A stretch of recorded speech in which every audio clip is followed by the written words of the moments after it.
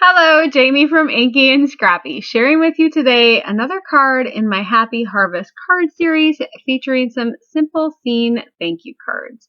If you remember, my first card in the series was a little spooky for Halloween, so if you missed that one, go back and look for my Harvest of Horror card.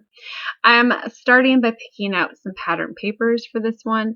I'm using that farm to table set from Cartabella from Echo Park Papers. And so I had decided I wanted to use that vegetable print. I needed a thank you card, a long overdue thank you card for my aunt and uncle. I got a whole bunch of produce from them this late summer, early fall, from their overflow from their garden that my mother dropped off. And so it's been on my mind, and I was planning on getting the thank you out, and it's fall, life happens. So I kind of had a few different ideas in mind, and I don't end up using that absolutely awesome set, but I do end up pulling in the Farmer Mouse from Very Special, the Apron Mouse from A Creature Was Stirring, the Banana from So Smooth, and then that Thanks stamp set, the Big Thanks as well. I did do a new color swatch for color map, I guess, for that paper pack. So if you are interested in that, using Uhuhu Bullet Nib 320 set, I think I also include the coordinating numbers for any other set that I have from Uhuhu on my blog. So if you are interested, that still photo will be there. And I'm trying to do more coloring on screen just because I've had some requests. So this is in real time. Do you see how long it takes me to color? It's probably why I don't record a whole lot of coloring. I did actually record I have 4 cards done for this series already, and I think I recorded at least most of them part of the coloring, not all of them. But it's a process for me, and it takes me a long time to do. So I will speed this up fairly quickly here. I think I do 8 times speed or 16 times speed. I didn't want to waste a lot of your time. And personally, I love watching sped up coloring. It's my guilty pleasure. I'm weird. I know. It's fine. So I like to let it dry a little bit in between layers if I'm only using 1 or 2 colors to blend. It gives me a little bit more color variation, and that rounded basket that's how I do it. So we ended up getting probably a good sized bushel basket worth of cucumbers from my aunt, and so I needed a cucumber I didn't need one, but I wanted one for my thank you card. So I figured the banana was as close as I was going to get to a stamp that resembled a cucumber. So I did do, I think, a 4 color blend for my green, and I did that on purpose because I wanted some color variation in my cucumbers, and so I didn't use all 4 colors on all of them. I used 2 to 3 on most of them, and then making some lighter, some darker, those sorts of things. For my reds, it is one of my favorite red combos that I normally use with the Uhuhus. So if you've followed my color maps, it's probably one you've seen before. I think I got to add in an extra color because there's a couple of extra different colors in that 320 set than there is in the 216 set. But if you don't need all of them, I just had them, so I used them. And then for my pumpkins, I pulled in some of those brighter oranges on these ones. I don't know if I liked how I colored them, but they turned out okay. So I'm trying to figure out layout on this one. I didn't know if I wanted that thank you on the top or on the bottom, and then I ended up doing it on the bottom here. Yes, you get to see the back of my head. Isn't it lovely? It's always great having a colic right on the top, because you guys always get to see it, and it looks like I don't comb my hair. So I treated that with some anti-static powder, and then I'm using some Versamark ink. I do double stamp this one because that Cartabella paper is kind of got a little bit of a texture to it.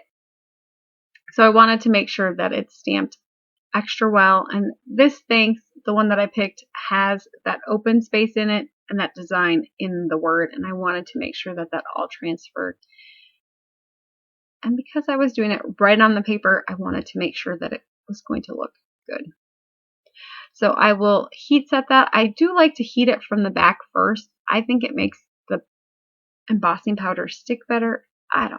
It's sometimes I don't, but usually I like to heat set it from the back a little bit. It cuts down on warping because it'll bend it the one way, and then when you heat it on the front, it kind of flattens it back out. So if that's a problem that you have, I guess it's what I've always done. So it tends, old habits. That's what I've always done. So I haven't found a better system yet.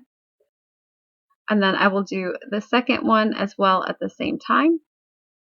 And then grab my images, set that off to the side, and I will start with my first card. So the layout on these are both going to be the same, keeping that red panel in the middle with the veggies, the more busy background on the top and the bottom. So once I'm happy with the spacing on that front panel, and then I will set a large acrylic block on top of this. Putting a little bit of weight on it really does help it to dry flat. So when you do that embossing, you're going to get a little bit of a bow or a flex in your paper. And so adding that extra weight as the liquid glue dries will help to flatten it a little bit better.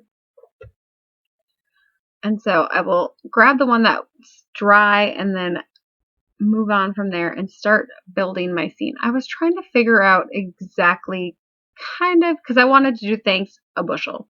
So to build my scene for this one, I knew I wanted lots and lots of cucumbers in it, and I wanted lots of cucumbers in my bushel basket. So I do end up cutting most of my images apart just because you're not going to see anything that's tucked behind that basket or the other cucumbers in that basket. And so this way I can get a fuller looking basket and or card without having to color all of those images. Granted, I colored a lot of cucumbers for this one. I wanted to make sure that I had more than enough to put on my card, and then I figured any leftovers I could tuck on the inside. I keep watching the colors to make sure that I don't have too much of all the dark or all the light ones. I want some variation in there, just like in nature. Nothing looks exactly the same, so I wanted them to have some variegation in there. And a very full bushel basket.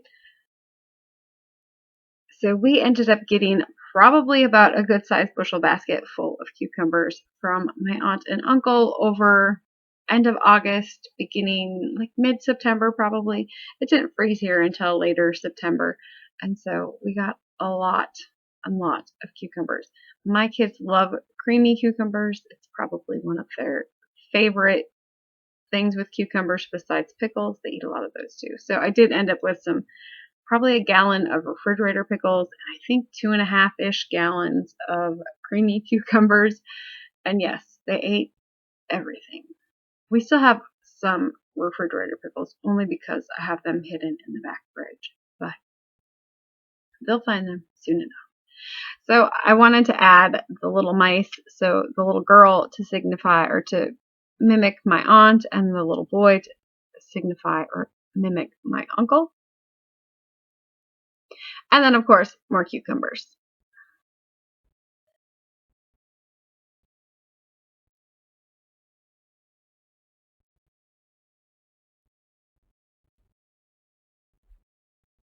And then using all of those little pieces to continue to fill that basket full to the top. So I'm going to use some masking there or some partial stamping of that one image because I want to add, or the one sentiment, I wanted to add a bushel. Obviously, I have the large thanks there, and so I was kind of looking at the sticker sheet that came with it to see if there was something on there that would work to go with it. And I didn't see anything on there sticker-wise that I could add a bushel to. And so I'm going to selectively die cut these out as well. And so doing so by putting a flag on each end, just moving my die cut as I went there so I could get that flag look on both sides. And then I will add this one to a card base using some score tape. And then of course only pulling up part of that score tape and then adding some liquid glue. It just gives you a little bit of wiggle room. I probably wouldn't need to add the liquid glue on top of it, but my lining skills aren't always on par, and so it gives me just that little bit of wiggle room that I need to make sure that it's on straight. And then I'm just going to add in that last cucumber that I had, and I do end up adding a sticker off camera to the inside. I think I found a dill.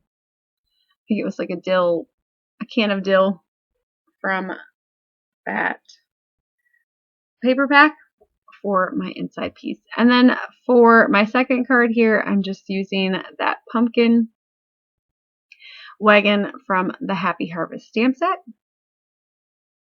and tucking that right on the front there. And then I'm going to fill it in with some more of those pumpkins from the Happy Harvest stamp set.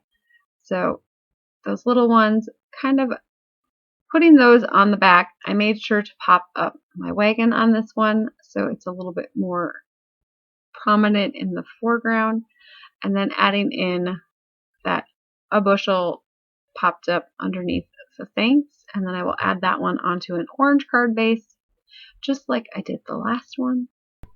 Make sure you hit that subscribe button if you enjoy my videos. I will have more coming soon. I have an exciting announcement next week, Wednesday, November 2nd, so make sure to tune in then. Other than that, I think we're almost at 800 subscribers, so that's awesome. Thank you everyone who is already subscribed to the channel. If you don't understand how YouTube works, you have to have 1,000 subscribers and like 4,000 watch hours to even get monetized. So everybody who is under 1,000 really just does this because we love what we do. So, and we love sharing it with you. So thank you so much for coming along on this journey with me. I hope you have a great rest of the week and keep getting inky.